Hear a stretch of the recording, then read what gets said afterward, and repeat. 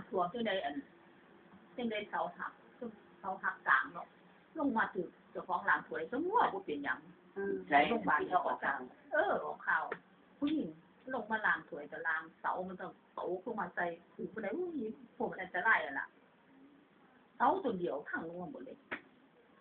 เสากลางต้องกลัวมันจ่อแนวจะมันหนักน้ำสูงน้ำเมื่อไหร่ต้นเดียวได้พังลงมาหมดเสากลาง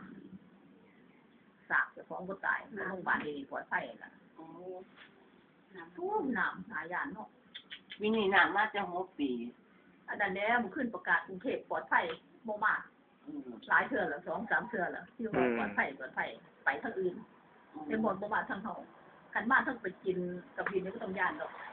ทั้งมาแล้วทั้งเฮาไปทางมันก็น่าบ่มากับวินก็บ่มากับวินก็ไปสุด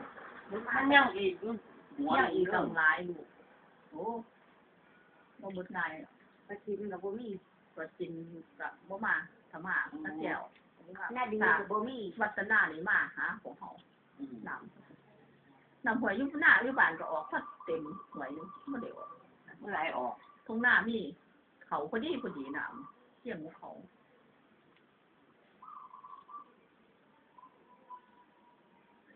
กำลังงาม